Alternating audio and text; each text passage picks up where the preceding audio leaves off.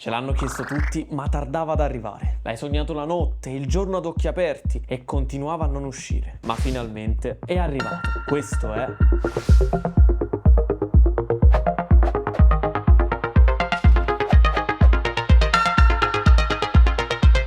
A 26 anni Aurelio De Laurentiis entra nella casa di produzione cinematografica e da qui inizia la sua storia imprenditoriale. Se ancora non hai visto la prima parte, metti in pausa questo video e guardala qui sopra. Ironia della sorte vuole che la stagione seguente alla nascita di Aurelio, nel maggio del 1949, il Napoli venga promosso in Serie A. Ma il calcio era allora un mondo così lontano dalla famiglia De Laurentiis che ogni associazione sarebbe forzata. Certo, Aurelio aveva giocato un po' a basket, ma il suo mondo era sempre stato il cinema. Al liceo scientifico passa le sue giornate tra qualche canzone dei Beatles e dei Rolling Stones e quando di nascosto compra una Vespa 50, inno della libertà dei quindicenni dell'epoca, viene portato per un anno al collegio. Proprio per questo non si ritiene viziato, anzi aveva anche il coprifuoco a mezzanotte in punto. Studia dallo zio e dal padre cercando di imparare quanto più possibile sulla produzione cinematografica. Nel 1968 inizia come aiuto segretario di produzione con lo zio Dino per il film Rosolino Paternò Soldato di Nanni Loi. Nel 1974 conosce la svizzera Jacqueline Baudit, con cui inizia una storia d'amore che continua ancora oggi. A 26 anni il padre decide di renderlo il suo braccio destro alla Filmauro, che nel 1975 era appena stata fondata. La sede della Neo Società è a via 24 maggio e il colmo è proprio che Aurelio è nato il 24 maggio. In questo modo riesce a rinviare continuamente la leva militare alternando esami universitari di giurisprudenza e set cinematografici. E anzi, quando il suo amico a capo del comitato studentesco indiceva uno sciopero, Aurelio gli diceva di non rompere le scatole, non perché quegli scioperi non fossero giusti, anzi, ma la sua vita non gli permetteva distrazioni. Capisce fin da subito che l'elemento più importante delle produzioni cinematografiche non è il cast, né la storia, né l'ambientazione, né la regia. Ciò che conta è il pubblico. È così che insieme al padre produce Un borghese piccolo piccolo di Mario Monicelli e interpretato da Alberto Sordi. Un film considerato la fine del filone della commedia all'italiana, un genere che punta a fondere da un lato il dramma e dall'altro la commedia. Erano anni molto complicati, c'erano le brigate rosse e c'era clima di tensione. Il pubblico aveva voglia di ridere ma anche di rispecchiarsi nel mondo e nell'era in cui viveva. Ed è proprio quello che Un borghese piccolo piccolo fa. Nella prima parte gli spettatori si divertono seguendo la storia del protagonista Giovanni, finché, senza fare spoiler, un evento particolarmente drammatico cambia il tono del film rendendolo amarissimo. Tornando ad Aurelio, è giovane, ma ha già una caratteristica fondamentale: il mindset dello zio Dino. Il cinema con il tempo muta, così come i gusti del pubblico. Sotto la sua guida nasce poco dopo il filone dei cinepanettoni. Questo ottiene un successo enorme grazie anche al duo comico De Sica Boldi e al sodalizio con i fratelli Manzina prima e Neri Parenti dopo. Avrai sicuramente sentito parlare di Vacanze di Natale, Vacanze in America, anni 90, Spasso nel tempo, Paparazzi, Bodyguard. Se la risposta è no, innanzitutto dove hai vissuto? E poi sicuramente conoscerai i più recenti Natale sul Nilo, in India, a Miami, a New York, in crociera, a Rio, a Beverly Hills, in Sudafrica e a Cortina. Ma la Filmauro non è solo cinepanettoni. Nella sua produzione troviamo film di Carlo Verdone, David Lynch, Roberto Benigni e molti altri. La bravura di Aurelio è quella di scegliere bene le persone con cui lavorare, e queste lo portano quasi sempre a vincere. Ha infatti un'infinità di premi cinematografici, tra cui 50 biglietti d'oro con film con maggiori presenze di pubblico, 15 David di Donatello, 7 Globi d'oro della stampa estera, il premio Fest del Festival Internazionale di Cinema Palm Springs, il premio Vittorio De Sica per il cinema italiano, la Gloria d'oro del premio San Vincent per il cinema, il Chuck d'oro come miglior produttore, 7 nastri d'argento del Sindacato Nazionale di Cinematografia Italiana. ma anche non cinematografici, tra cui Il Career Recognition Award conferito dal governo di Sua Maestà la Regia. questo non so manco come pronunciarlo. La laurea d'onoris causa Doctor of Humane Letters Degree dell'American University of Rome. Questo è peggio di quello di prima. Il titolo di Officer dell'Ordine Strada dei Rectors. E anche i titoli di Grande Ufficiale della Repubblica Italiana, di Commendatore, di Cavaliere del Lavoro e di Cavaliere di Gran Croce. E questa è solo una parte. È presidente onorario della Federazione Mondiale dei Produttori, e azionista consigliere dell'amministrazione di Cinecittà Fulvio Senteno. Dal 2009 al 2006 è stato presidente dell'Unione Nazionale dei Produttori di Film dell'Anca e membro della giunta di Confindustria. Un successo dovuto al saper cogliere i trend nel mondo dello spettacolo. Lui stesso si definisce un visionario e vorrebbe puntare al cinema di paesi come Messico e Nigeria, nella quale nessuno ha il coraggio di investire. Inoltre già a maggio del 2014 fonda un gruppo di lavoro a Los Angeles per lo sviluppo e la produzione delle serie televisive. E a quanto pare, con l'arrivo della pandemia, Netflix, Disney+, Prime Video e tutti i servizi di video on demand hanno ricevuto un boom grazie soprattutto alle serie TV. o come li definisce De Laurentiis, film di 10-12 ore. Quindi investimento azzeccatissimo. Cosa c'entrano Aurelio De Laurentiis e la musica? Molti direbbero niente, ma non tutti sanno che nel 1978 ci fu un litigio tra Nino Manfredi e il presidente. Perché? Perché De Laurentiis aveva affidato le musiche del film La Mazzetta a un giovane ragazzo napoletano sconosciuto. Questo ragazzo aveva fatto un solo album e pochissime persone l'avevano ascoltato. Inoltre il suo sound era troppo particolare, strano, sconosciuto. Chi era quel ragazzo? Un certo Pino Daniele. E il suo sound ad oggi lo conoscono tutti, anche all'estero. Cioè si ricollega tutto, cinema, musica, stadio Maradona, calcio. Ah no, aspetta, ma da dove salta fuori il calcio?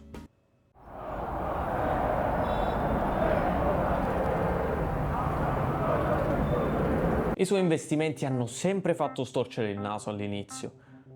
No, non stiamo parlando della reazione dei tifosi, ma della reazione della sua famiglia. Certo, nel cinema era sempre andato alla grande, ma il calcio? Cosa c'entra un uomo che ha sempre fatto cinema con il calcio? Per capirlo, dobbiamo fare un passo indietro. Barry Diller era un imprenditore che ebbe l'idea geniale di creare la Fox TV.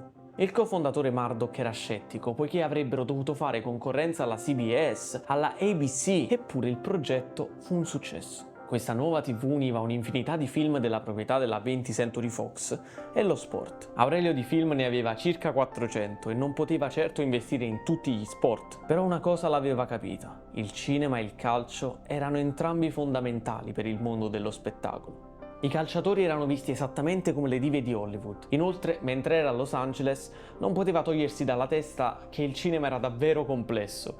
Quanto sarebbe potuto essere stressante il mondo del calcio per lui?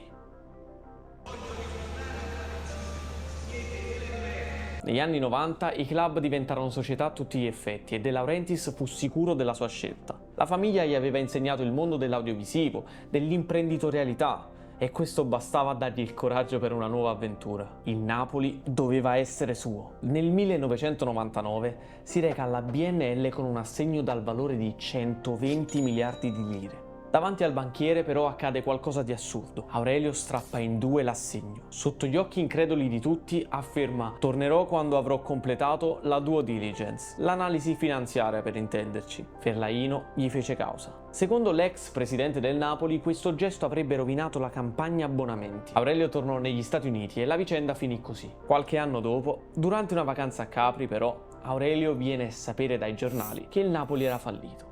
E lì... Il giorno prima il mio capo mi dice: guarda, ho ricevuto una telefonata, il presidente era in vacanza a Capri e a Capri insisteva una filiale di quella banca. Ma era una filiale talmente piccola, uno sportellino talmente piccolo, che non poteva assicurare il servizio che doveva ricevere, con quegli assegni circolari, firma di carte particolari, documenti particolari. Il presidente voleva farlo a Capri, trova a Capri, c'ho la filiale lì, e ci fu, mi ricordo, il giorno precedente tutto un confronto con i colleghi di Capri, che ovviamente non erano nelle condizioni di poter offrire questo tipo di servizio, e si decise di farlo venire a Napoli. Facevo questa sceneggiata di camminare con una cartellina con nulla all'interno, avanti e indietro, davanti a questo salottino dove avrebbero dovuto ricevere il presidente. Arriva con un codazzo di consulenti, eccetera, e si formalizza l'operazione di consegna degli assegni circolari. Dopo si dimissero velocemente in auto, entrarono per l'ingresso di servizio per evitare di farsi vedere dai media, che probabilmente erano già in zona, e possero altri. Da lì poi la storia la conosciamo tutti. Mi sono sempre rammaricato di non aver detto al mio capo in quel momento là di farsi una fotocopia di questi documenti storici, dove erano quegli assegni circolari, il primo pilastro da cui partì poi la costruzione di una delle società in questo momento qua assolutamente più sane e forti che ci sono in Europa. È il 6 settembre 2004 e Aurelio De Laurentiis compra un pezzo di carta che attesta che la squadra del Napoli è adesso sua. La famiglia era contraria all'acquisto, dopotutto era un settore che lui non solo non conosceva, ma soprattutto non aveva neanche il tempo di gestire. Innanzitutto è un uomo di spettacolo, il calcio è uno spettacolo. In secondo luogo è un uomo d'affari. Nel DNA di questa famiglia c'è la cultura del rischio di impresa, non c'è la cultura del divertimento. Il divertimento, lo spettacolo, l'entertainment è lo strumento per fare gli affari, dal bisnonno al nonno, allo zio, al papà. Chiama il figlio Luigi, che era ancora contrariato.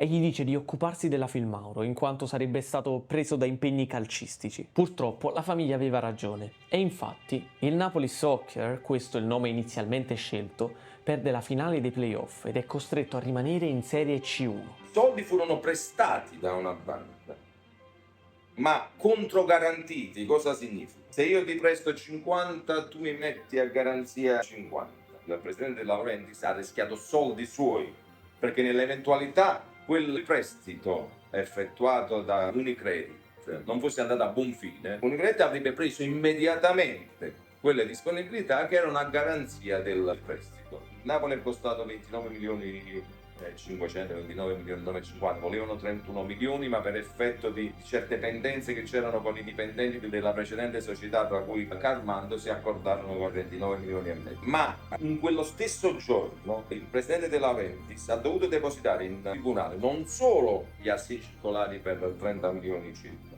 ma ha dovuto depositare anche una fideiussione di altri 20 milioni di euro, che era a garanzia dell'eventuale ripescaggio del Napoli in Serie B. In quei giorni c'era l'ipotesi che il Napoli poteva essere ripescato in Serie B oppure partire dalla Serie C. E non solo, ma nel primo anno e mezzo la famiglia De Laurentiis ha prestato al Napoli altri 17-18 milioni di euro. È chiaro che era una start-up e quindi nei primi 2 anni era evidente che il bilancio sarebbe chiuso in perdita. Per cui c'è stato un finanziamento da parte dei soci. In 2 anni, diciamo così, il rischio che stava correndo la famiglia De Laurentiis era di 50 milioni circa, non di 30 milioni. De Laurentiis intanto, data l'assenza dello sponsor sulle maglie degli azzurri, ne approfitta e pubblicizza i propri film. Appaiono così maglie di Christmas in Love, Sky Captain e Manuale d'amore. Oggi il bilancio di una società di calcio è composto, il conto economico, dalla voce ricavi e poi ci sono i costi. La voce ricavi è alimentata dai diritti radiotelevisivi, dalle sponsorizzazioni, dal merchandising e dagli abbonamenti dei biglietti allo stadio, che incidono per 15-20%, mentre tutte le altre cose di sponsorizzazione. È ovvio che quelle voci di ricavo sono strettamente legate all'essenza poi dello spettacolo, che io ti do più diritti televisivi se tu mi offri uno spettacolo degno. Viene da me e sponsorizza la squadra una grande azienda se è una squadra che ha un'attrattività. Ma qual è l'essenza dello spettacolo nel calcio? Sono i risultati. Chi osservano le statistiche degli ultimi 10-15 anni dicono che il Napoli è la squadra che ha totalizzato più punti dopo la Juventus e soprattutto la squadra che ha totalizzato più presenze continue nelle competizioni internazionali, che significa vetrina, che significa essere visto. Ma non ci vuole molto e nel 2006 il Napoli viene promosso in Serie B, assumendo la vecchia denominazione di Società Sportiva Calcio Napoli. La stagione successiva si qualifica secondo e viene promosso in Serie A. Ed è solo l'inizio. La squadra diventa sempre più forte in campo e sempre più stabile economicamente. Proviamo a fare i presidenti per un giorno, proviamo a pensare di investire 1.000 euro nel Napoli. E come approcciamo a quel rischio? Saremmo stati altrettanto attenti ai numeri, saremmo stati altrettanto attenti a non sprecare risorse, saremmo stati altrettanto attenti a destinare quelle risorse che non sono quelli di un miliardario. De Laurentiis non compare nei primi 50-60 ricchi d'Italia. Siamo di fronte a un imprenditore con un buon patrimonio stimato più o meno intorno ai 200 milioni di euro, ma non stiamo ai livelli di un Ferrero, di una famiglia Agnelli, di un Berlusconi, di un Benetton, di un Del Vecchio. No, per cui quelle risorse dovevano essere destinate in maniera molto efficiente, canalizzate. Spesso dice perché non ha fatto il settore giovanile, perché non ha investito nelle strutture. Non avevamo a disposizione quelle strutture, quelle risorse dovevano essere destinate a qualcosa che poi massimizzasse il risultato, e questo credo che insomma i risultati li abbia ottenuti. Inoltre Aurelio ha riscritto molte regole del calcio professionistico. Siamo di fronte a visionari. I visionari o sono degli stolti o sono quelli di Zuckerberg, Jobs, eccetera, eccetera, che cambiano il mondo. Siamo di fronte a un visionario del secondo tempo. quelli che stanno cercando di modificare il mondo del calcio, non in silenzio, perché non è nel suo stile. Per cui ha dovuto combattere tantissimo, confederazione con Lega, terzo sponsor la maglia, dietro post finale di Coppa Italia, lui chiese la panchina lunga per poi ottenere definitivamente da parte della federazione l'approvazione di questa modifica, perché disse: non è che io devo utilizzare tutti i 22, ma quella è una vetrina che mi permette di valorizzare gli asset, seppure li inquadrano solo le televisioni. Comunque il calciatore mantiene una motivazione legata al fatto che comunque potresti essere disponibile. Ora sta parlando di vedere i diritti televisivi e dice: piuttosto che darli a un provider esterno, questo tema, ma perché non creiamo la nostra televisione? L'autoproduzione delle maglie, che nasce da una riflessione imprenditoriale. Dice: abbiamo nel mondo chi dice 30 milioni, chi dice 90 milioni, chi dice 60 milioni, e tipo ne abbiamo tanti nel mondo ed erano state vendute solo 2 magliette. Qual era il messaggio? Dice: probabilmente non c'era volontà di spingere la vendita di queste magliette, ma poi lo sai che faccio? Me le autoproduco io e faccio io il mio marketing, il mio merchandising. Nonostante qualche problemino con la FIGC e qualche procedimento giudiziario da cui però è stato assolto grazie alla buona gestione delle plusvalenze, Higuain è costato 50 milioni, diciamo così, con un contratto di 5 anni. Quanta parte di utilizzo nel primo anno? Ci sono società tipo la Juventus che ammortizzano a quote costanti 50 milioni, 5 anni, 10 milioni all'anno. Il Napoli invece utilizza un metodo di ammortamento a quote decrescenti. Significa 50 milioni, 25 il primo anno, 15, 10. Ma è logico, tu sfrutti l'auto nuova che hai comprato di più nei primi anni o verso la fine del contratto, consumi di più, si logora di più nei primi anni, per cui man mano il valore dell'ammortamento deve crescere, per cui ti ritrovi dopo 2 anni, 3 anni a realizzare plusvalenza perché il grosso l'hai già ammortizzato. De Laurentiis e la sua famiglia, inizialmente scettica, sono ormai contenti dell'investimento del capofamiglia. Ora solo il club partenopeo rappresenta circa il 92% del fatturato della Filmauro, mentre la produzione di film continua a ridursi. Diciamo che l'investimento nel mondo calcistico si è dimostrato più che ottimo, ma con l'acquisto del Bari si sono aperti una serie di dubbi, quindi viene spontaneo chiedersi: cosa dobbiamo aspettarci dal futuro? In una recente intervista Aurelio si è dimostrato deciso a comprare lo stadio o a farne addirittura costruire uno nuovo. In questo modo potrà essere utilizzato per costruire un museo a tema Napoli